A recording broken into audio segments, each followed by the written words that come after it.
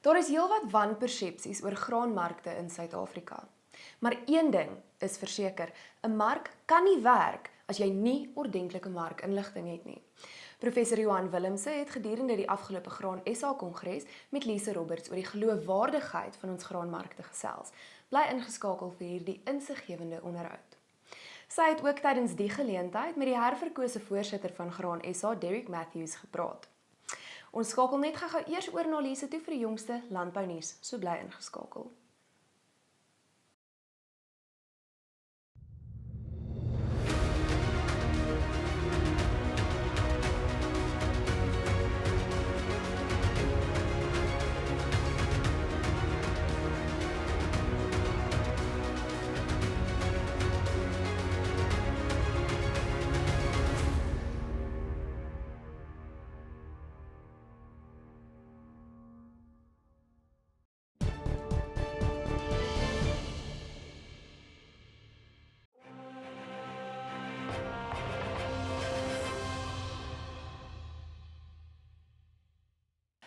In vandag se nuus, nuwe data van die Landboumasjinerievereniging toon dat 28% meer trekkers in Februarie vanjaar verkoop is, vergeleke met verkope in Februarie 2020.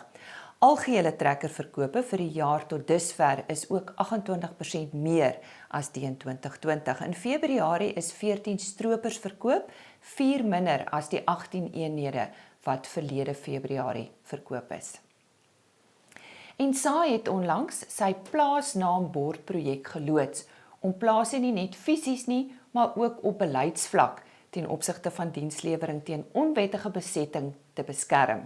Betredings, waarskuwings word in verskillende tale en QR-kodes op elke bord aangebring. Dit gee die boer toegang tot onder andere regsadvies wat deur regslui opgestel is en aan die grondeienaar of enige ander belanghebbende party leiding kan gee oor hoe om grondbesetting te benader. And according to the new Global Food Security Index report, South Africa has ranked the highest in food security out of 28 countries in sub-Saharan Africa. Using a new methodology, South Africa's global ranking, however, fell from 67th to 69th out of 113 countries. The lack of food safety net programs or effective food safety net programs has been a main driver of this decrease, as well as increasing food costs. Overall, food affordability deteriorated partly due to food price inflation and loss of income as a result of the pandemic. And that's today's news. Netafim. Grow more with less.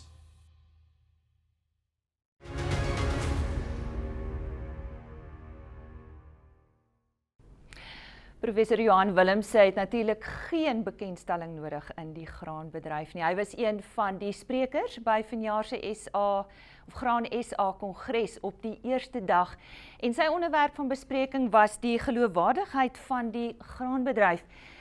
Dr. Johan, ja, jy het 'n paar interessante feite vandag kwyt geraak, maar ons gaan moet 'n baie lang gesprek in net 'n paar minute met jou opsom. Wat is tans die geloofwaardigheid in die graanbedryf? Ek dink daar's baie debatte. Daar is baie debatte op verkeerde inligting. Daar is baie beskuldigings wat gemaak word dat die markinligting nie korrek is nie, dat die mark nie geloofwaardig is nie. En wat ek vandag gedoen het is om net bietjie die instellings in die mark te bespreek en te sê hoe lyk dit, en ons kan nou daaroor praat. Maar die probleem is ons maak dit self ongeloofwaardig deurdat ons vraagtekens agter plaas en nie deur die regte kanale die probleme probeer oplos nie. Ek dink dit was my een groot boodskap. Ek dink soos daarvan af spring wat ek gedoen het is om net die aanloop te gee. Onthou ons kom uit 'n beheerde bemarkingstelsel. Die jong ouens onthou dit, maar ons is nou maar 25 jaar in 'n totaal vrye mark, so ons moes instellings skep wat die mark maak werk. En een van die instellings is SAGGIS wat markinligting het of insamel statutêre magte het, want 'n mark kan nie werk as jy nie ordentlike markinligting het. En ons het bietjie oor SAGGIS gepraat en die ou van die USDA het ook gesê SAGGIS inligting is geloofwaardig, dis van die beste in die wêreld en ek dink dis wat ek ook bevestig het vanuit my hoek uit. Terloops ek was deel van die Milieraad en deel van die bemarkingsraad wat rade moes toemaak, so ek het die agtergrond. Is om te sê natuurlik die volgende stap is om dit beter te maak. En dis ons almal se werk om dit beter te maak en dit nie te ondermyn nie. So ek dink dit was die een gesprek rondom SAGs. Dan is daar 'n persepsie in die mark dat die JSE of Johannesburg se effektebeurs wat die termynmark vir landbouprodukte bedryf, dat dit die toesighouer oor die mark is. Maar JSE is 'n privaat onderneming wat net 'n verhandelingsplatform daarstel. En hy kyk na sy eie belange en daar was op die laaste ruk bietjie probleme met silo-sertifikate wat hulle geloofwaardigheid. Jy het dit genoem as die olifant in die kamer. Die olifant in die kamer, want die ouens skram daarvan af weg. En ek dink daar's ook die persepsie dat die JSE die toesighouer is oor die markrolspelers. En hy is nie, hy's 'n rolspeler. So almal kla oor JSE reëls, maar die JSE is 'n privaat onderneming met sy eie reëls en sy eie silo-sertifikate. So ons het 'n bietjie daaroor gepraat, sê ons moet daaroor praat, ons moet verstaan, hulle is 'n privaat rolspeler, hulle het hulle kliënte, hulle werk daar volgens. En ek dink die derde punt wat ek gemaak is om sê, ons moet die stelsels beter maak, ons moet kyk na alternatiewe verhandelingsmeganismes, kontantmarkmeganismes, maar die dilemma met die JSE is, onthou dit is 'n papierverhandelingsmeganisme. Nou word van daai reëls toegepas op die totale mark en ons wil dit verander en Graan SA is baie ernstig besig daarmee en ek glo ons vorder. Maar ek dink die punt is ook, nou is die organisasies met mekaar besig en die individue met mekaar besig om onsself te ondermyn. En die voorstel wat ek ook gemaak het, wat lyk my vorentoe sal gaan, is om te sê, kom ons kry 'n ombudsinstansie of persoon, waarin ons klagtes kan vat, ons om 'n tafel kan sit en dit oplos. En nie die hele tyd koppe stamp met mekaar nie, want dis waar ons op die oomblik is en ons ondermyn onsself. Hoe deursigtig is die graanbedryf vir jou? Dit is van die mees deursigtigste bedrywe wat daar is, omdat ons met die regulering seker gemaak het, daar is ordentlike markinligting. So die markinligting is tot almal se beskikking. Dit word gebruik in die mark vir verhandeling en natuurlik is daar verfyning moontlik. Daar's ander bedrywe wat nie sulke stelsels het nie. En dit skep probleme, dit skep baie groter probleme as in die graanbedryf.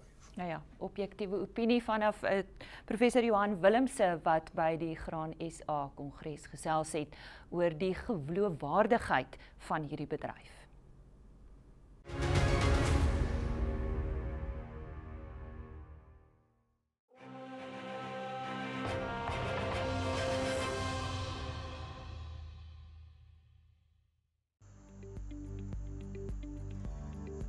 Al die boere kan baie bly wees, ons het weer 'n tydjie om af te knyp hier en hoekom is dit so belangrik? Kyk na die sojaprys, die sojaprys hardloop fantasties. Dit is 'n maandgrafiek van die sojaprys hier en vir al die boere wat Plaas TV kyk vir hierdie insetsel altyd, ons hoop ons kan regtig help, maar kyk hierdie landbouformasie. Ek bedoel ons kan nou hier kyk van omtrent 2019 van 4700 na 8940. Wonderlik, maar hierdie formasie sê vir my een of ander tyd gaan ons 'n baie slegte korreksie kry. Maar vir op die oomblik, manne, alles is in plek, niks is fout nie en ek wil hierdie lyntjie hier intrek. En daar is die vlak van hom. Terwyl die sojaprys bo daardie vlakkie bly en dit is 8411. Dan weet ons die momentum is na bo en ons is so naby aan R9000, ons kan seker dit baie binnekort sien, maar dit wys net vir julle weer dat as 'n mens kyk na die grafieke, baie van hierdie kommoditeite en ek praat nie net van graankommoditeite nie, het wonderlike lopies gehad. So hou maar hierdie vlakkie in gedagte. Wanneer hy terugkom, verwag ek vir alles as 'n prys teen so 'n tempo gehardloop het, kan jy baie gou kry. Wanneer hy kan dit baie vinnig wees en dan kan die prys selfs na hierdie hoogtepunt toe gaan om te toets. Dis R7834, selfs so laag so R7200 en moenie verbaas wees as hy regtig val na R6356 nie. Maar dan moet die rand versterk en dan moet baie meer soja op die mark kom en soos ons almal weet, Chinese moet minder koop. Maar op die oomblik geniet die loopie en terwyl ons na boontoe hardloop kan ons 9000 gaan, maar hou hierdie vlakkie dop, ons kan ook net verbaas wees dat hy hier onder vaar. Besoek gerus ons webtuiste www.fransklerk.com. Geniet julle sojas op die oomblik. Die grafiek lyk steeds goed. NutriFeeds, die formule vir sukses.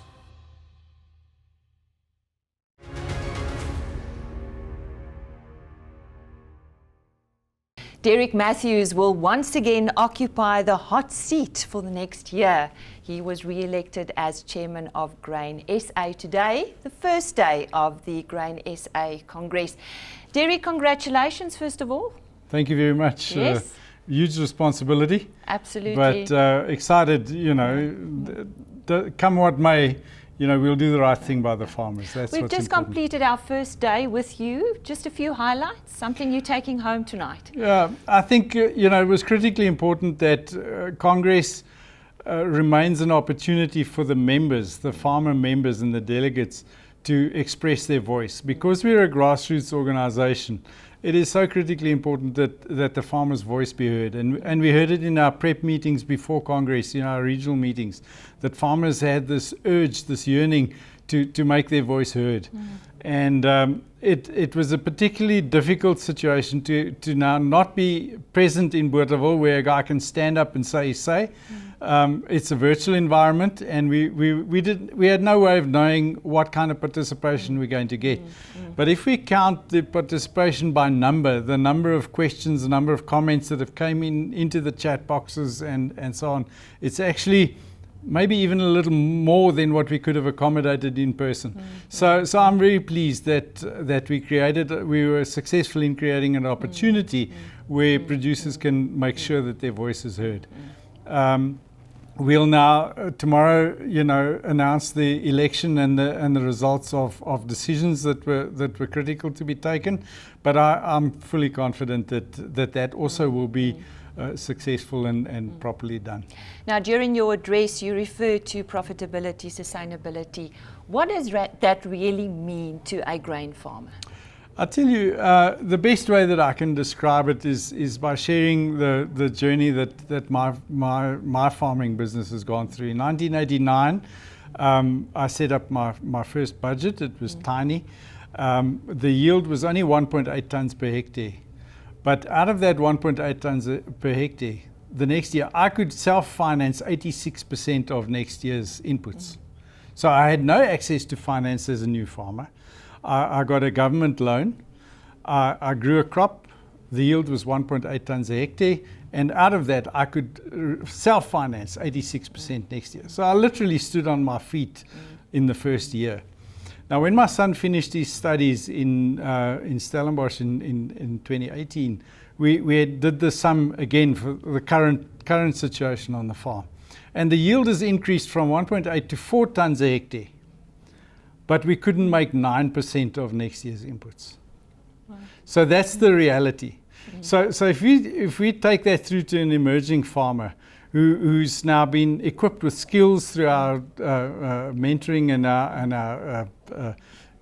our programs and everything, and he's fortunate to have been issued a farm by government in the redistribution programs or whatever, and you put him on the ground and he experiences a drought or whatever, and he can't. There is just no way that he can get up and stand on his own 2 feet, and this is why the focus is on the profitability, and which then ensures sustainability. Those are all just buzzwords, and they lose their meaning if you don't bring it home.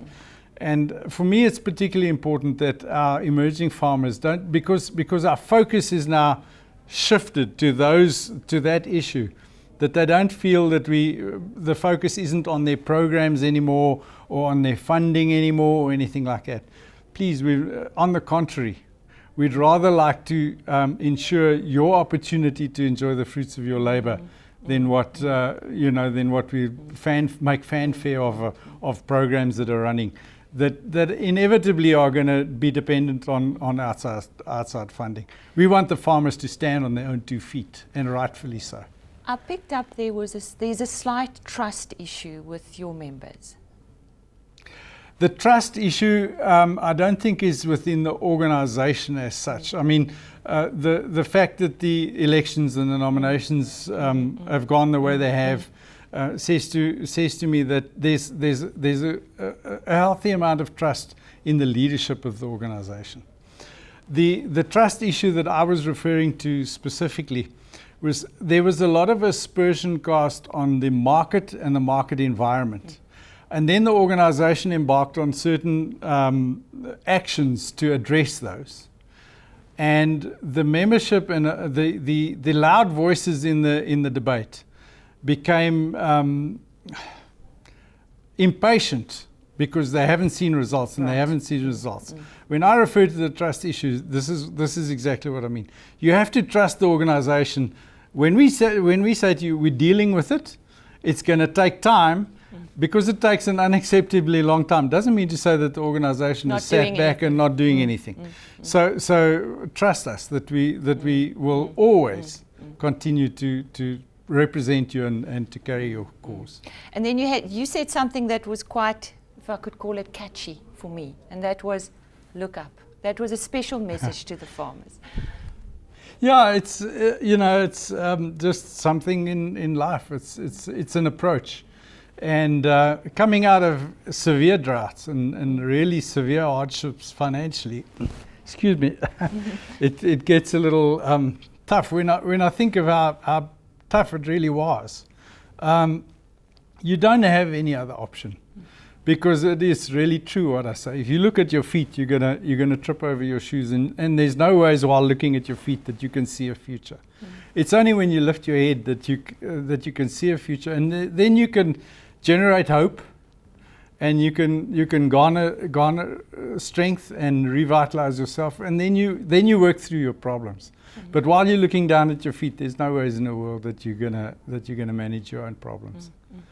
And to end off, you are losing a very valuable leader at Graan SA. I know it's a few months to go, but Jannie will be saying goodbye at the end of August. Yeah, it's this is quite something, and when I think of it, it's amusing in a sense.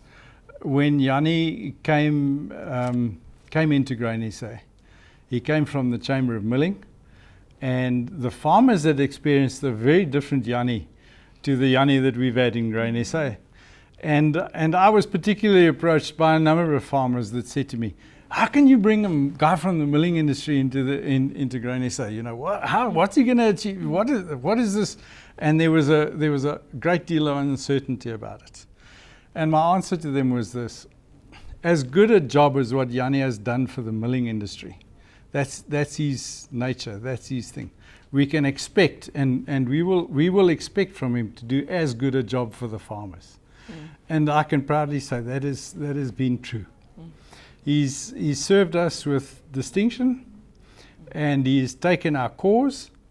He has not always necessarily had a rapport with the farmers on the grassroots level like they might have wanted, but then Jannie has been about the business. Jannie has really done well for the organisation. He has put us in a different environment as far as our relationships politically are and within the industry.